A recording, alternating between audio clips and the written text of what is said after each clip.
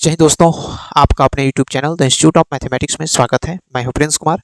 हम लोग जो है सो टाइम एंड वर्क पढ़ रहे थे। टाइम एंड वर्क का हमारा यह दूसरा क्लास है। इसके पहले क्लास में हम लोगों ने टाइम एंड वर्क के बेसिक कंसेप्ट्स को समझने का काम किया था।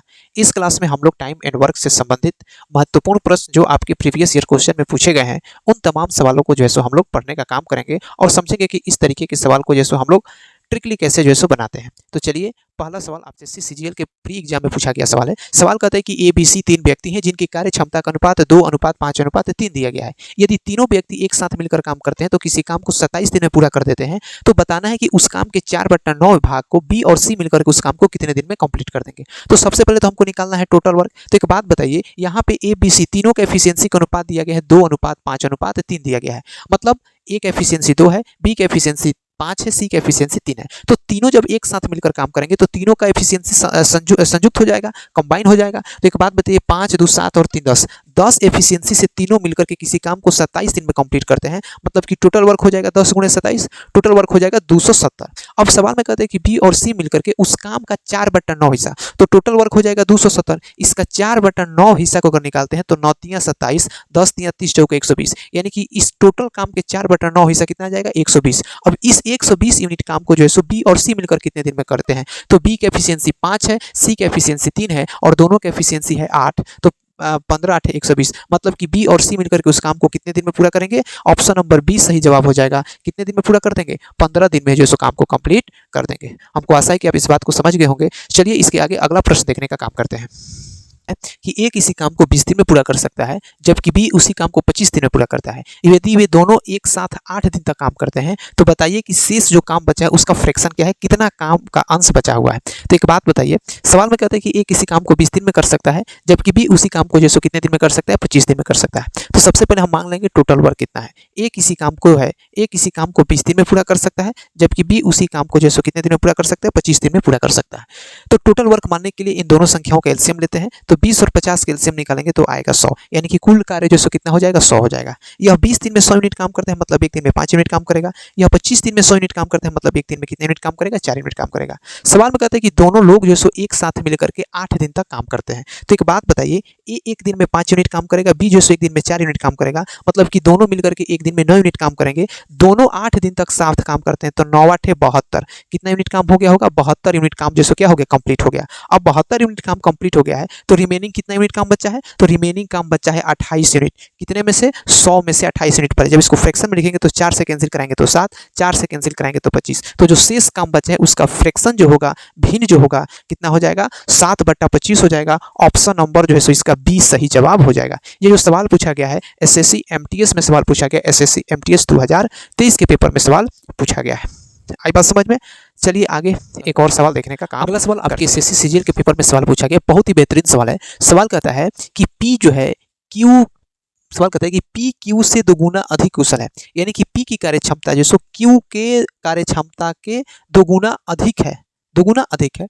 पी क्यू से 40 दिन कम समय में कार्य को करने में सक्षम है। तो बताना है कि दोनों एक साथ मिलकर उस काम को कितने दिनों में पूरा करेंगे। थोड़ा सा सवाल कंसेप्चुअल लैंग्वेज का समझने का थोड़ा सा फेर है। सवाल कहता है कि पी की कार्य क्षमता क्यू के कार्य क्षमता के दोगुना अधिक है। इस पर थोड़ा सा, ये बहुत इंपॉर्टेंट लाइन है। कहता है कि पी क्यू से दोगुना अधिक कुशल है। ये इंपॉर्टेंट लाइन है पूरे चैप्टर में, इसी को समझना है।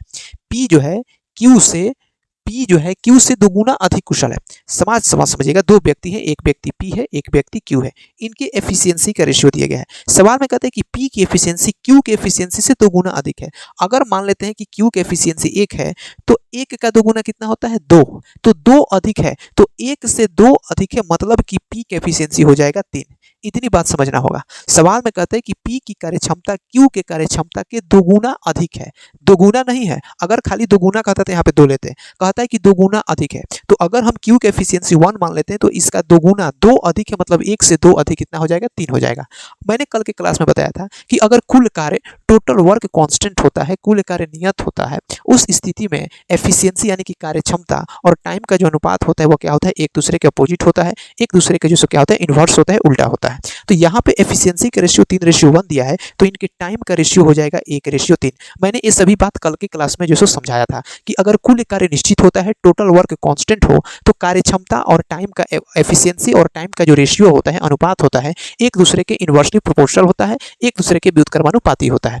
जिसकी कार्य क्षमता ज्यादा होगा वह कम टाइम लेगा, जिसकी कार्य क्षमता कम होगा वो ज्यादा टाइम लेगा।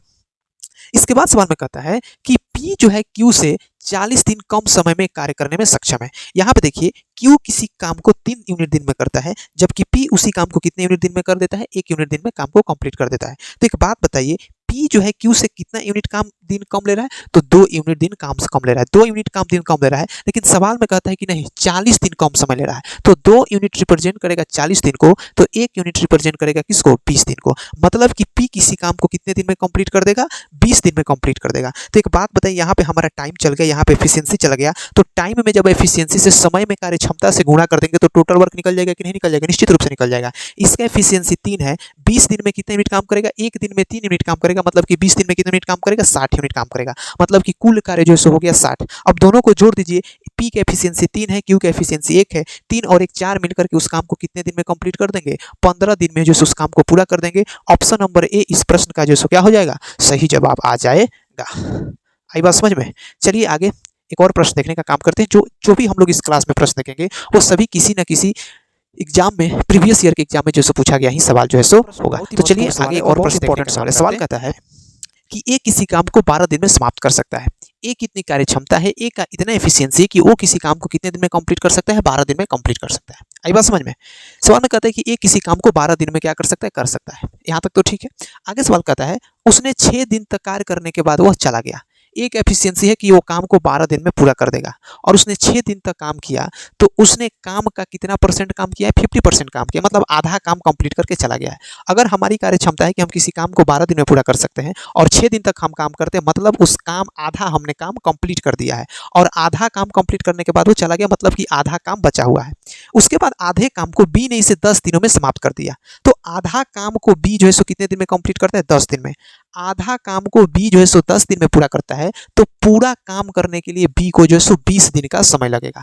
अगर हम कहते हैं कि आधे काम को 1/2 काम को जो है सो बी 10 दिन में पूरा कर लेते हैं, मतलब पूरे काम को कितने दिन में पूरा कर लेगा, 20 दिन में कंप्लीट कर लेगा कौन, बी। तो यहाँ से एक चीज हमको क्लियर हो गया कि एक किसी काम को करने की 12 दिन में पूरा कर सकता है, जबकि बी उसी काम को जो सो कितने दिन में पूरा कर सकता है, 20 दिन में पूरा कर सकता है।